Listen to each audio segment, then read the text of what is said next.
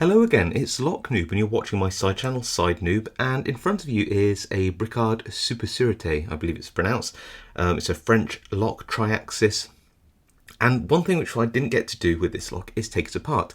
The one which I picked on my main channel, probably a couple of months ago now, was lent to me by Vent in Germany, which is very nice of them, but you have to either do a destructive or semi-destructive method to take it apart, and obviously you can't do that with a lock which you've been lent.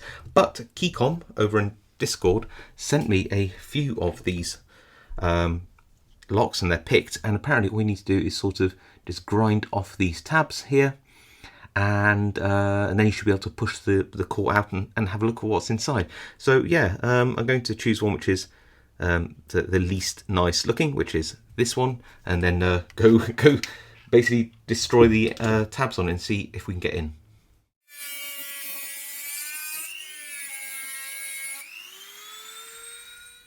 Okay, so you can see how that's where the little tabs go in.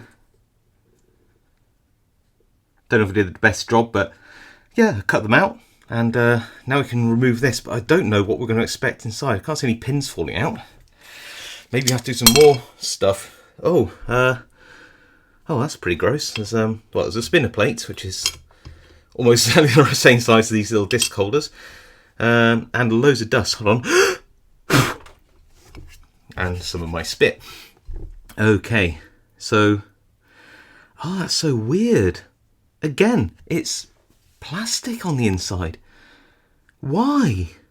I mean, obviously it's cheap, but that's so gross. And are these wafers? I thought they were pins. What's going on with this lock? Okay, so here is just an outer. It does nothing at all, really. It doesn't have any retaining parts in it, so that's just a cover. This bit on the inside here, which is held in, so that's fixed because that's held in by these tabs. This has a load of wafers in. I honestly thought these were pins. I genuinely thought these were pins. I think looking down here I could see like there's a ball bearing or something here, but it could just be the fact that it is a little ball bearing in there. That is so curious. I did not expect that. And then these, I guess, are either strengthening things or locating pins. No, they're locating pins, aren't they, for the cover. It's not a spinner, it's just a cover to make sure that it's anti-wear for the key. So that goes on here like that, and then the key goes in one way, so it's a guiding plate. It's got a bit of warding on it. It stops wear in the keyway, but looking at that, it looks like there's a bit of wear there anyway. I imagine these might, I don't know for sure, might have failed quite a lot actually. 2 seconds. Now you might be thinking to yourself, why did Lock Noob cut away? Very, very honestly, it's because I want to take a picture of this before I completely risk the chance of messing the look of it up when I gut it for the thumbnail. So yeah, well, let's in for a penny, in for a pound. Let's do that. Oh, they seem sprung. So these wafers, and I think we can call them that, do spring into. Let's have a look. Ready? Yeah. Oh, they're sprung one way, so they do spring up into these little gates, I guess you want to call them, or slots. I mean, they're not really gates; they're slots. So yeah, if I push those down like this, as if I was picking it, and then turn it, you'll see them pop up. Just a little bit, not very much. Clearly, the tolerances on this are actually quite good. Here's another row. Clearly, what would happen is I'll be pushing down on the wafers at the bottom to pick this. So I'm just going to put some fake tension on and push them down to see if I can just turn this back a little bit. There we go. Push that down a bit more. Again, you might be thinking, why are you doing this? It's just so I can turn it and see them snap back. Ready? Yeah, see that one jump up?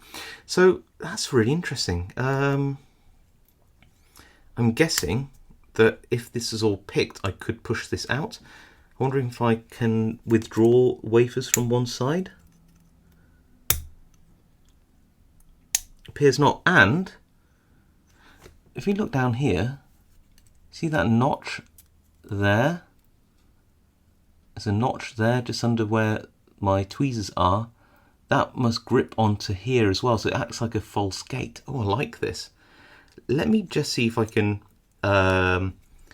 pick it off camera and then see if I can push this plastic core fully out and see what's going on. Okay, so it sort of works, but it seems to be just as easy to just poke down the wafers and just pull the thing out. I mean, I'm generally surprised that this has got so much plastic in. This bit isn't bad, bit of brass, but this is pretty awful. I don't know if I can get these wafers out. I don't care if I do it destructively. I just want to see if I can push one out, really. Just even if I see one, would be quite nice, wouldn't it? But I have a feeling that somehow they're sort of press fit in here. Oh, look. Look, look, look. These pins aren't just retaining pins. You can pull this off. Right, let's see if I can lever one of these discs off. I'm not going to do all of it because that'd be exhausting. But let's have a look and see what we actually get inside here when we remove a circle. This is such a weird way of assembling a lock. I've literally never seen anything like this before. It's so familiar in some ways to there's a ball bearing going to drop out, isn't there? To a wafer lock, and then completely nuts in another way. It's a strange one. Right, so we've got that off. There seems to be some ball bearings that run in. Right, so we've got a spring, and that spring engages because that flips over that side. So that spring was here, and that spring engages with that part of the wafer there. So that's pushing it up. So with this one, you've got to push it down to the right position. And if you go too far, you're going to get these little cuts in here. See that? Which will engage with these little teeth here and act like a false gate, and you'll get in a trap and won't be able to get out. You can see how it's got almost like a triangular edge to it. That's so interesting. And imagine that's all the way through here. There are ball bearings at a number of these different axes. So and I don't really know why. It's so yeah, right. So the key presses on the ball bearing. So the ball bearing would have been sat here, I imagine. No, not there. It was in this track here. There's a little run. Can you see? There's a little track. So that's where the key would have pressed down on, and not to where the wafers, the ball bearings are there to act upon. Right. So everywhere's a ball bearing, which is why I thought they were pins, because they look like the ends of pins, if you don't know. That is a direction of travel for the wafer if the key's in there, and that's where the key would press down upon. There are sort of false gates or overset traps with this narrowing here. You see that? Each axis, so yeah, you press on, so yeah, that wafer there, so let's tip that ball bearing out for a second, and that wafer. So that ball bearing there would press in, yeah, and it would move this wafer there. Oh no, that's well, first of all, right, you can see these little runs there and there. That's where ball bearings could sit. But if I press this in from the side, that it pulls it down like a cam. Wow. Okay. So okay, that's really interesting. So the ball bearing must have been in this side, like that, and then as I push it down the track, yes, look, as I push it down the track, if I can just do it gently, it will force the wafer down. Right, so you can't really pick it here and here, move it up and down, because you can see that the wafer sits below the keyway at its maximum positions. the only way you could pick it is by pressing against the ball bearings. The ball bearings actually don't act directly to push down the wafers for reasons I don't know. And I think I've got a ball bearing somewhat stuck. Need a pick to get down the keyway and poke out that ball bearing. There we go, got him. So that's really interesting. Okay, I get it now. So we know that there are loads and loads of wafers. The wafers have little overset traps or false gates on. They are like dovetails. Those little dovetails can engage with these narrow blade-like parts of the collar. That collar retains the core from turning unless all of the wafers are at shear, not poking up like this. They've got to be flush. And the way that you move those down is by obviously manipulating these wafers that sit free floating in here. Well, not free floating, sorry, under spring tension due to little springs. There are ball bearings which align to little grooves or runs at different axes depending on which way the wafer is going to go. And the way that it's picked is that it acts a bit like a cam. You push a ball bearing along a track and it forces the wafer up and down correspondingly. And I don't know why they did it so that it doesn't just push the wafer up and down like this. It's unusual, but I kind of like it. A bit mad, but I kind of like it. And then that's all the way down on different axes. There's going to be a ball bearing that allows you to push these up and down correspondingly. But it only looks like out of these axes, only two of them. Can you see that there's one wafer's picking up there and there?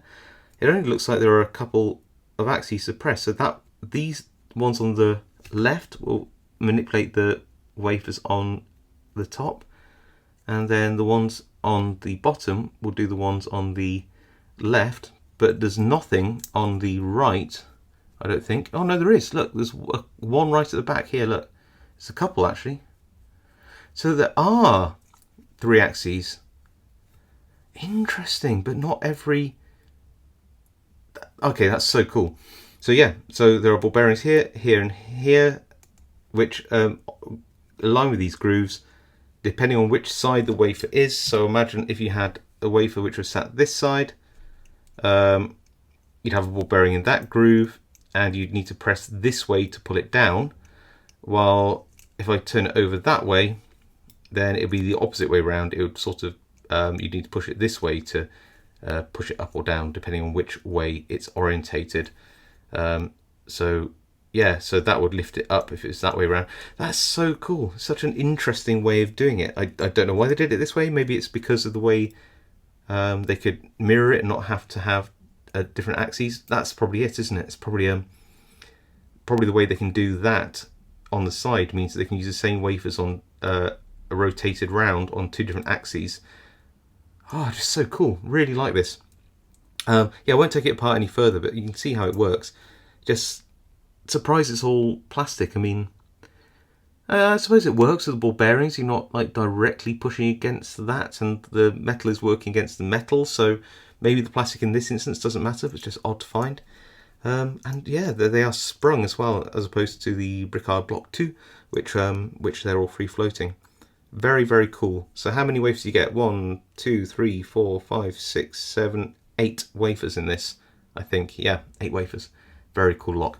Right, well, thank you, Keycom, for sending me this lock so I could destructively take it apart and have a look at it.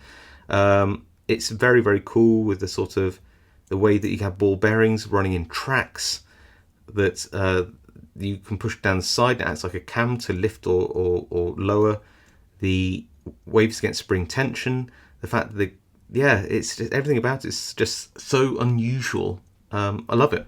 Anyway, I hope you enjoyed that video. If you did, please leave a like. If you want to watch more like it, please consider subscribing. And of course, I'll see you all next time.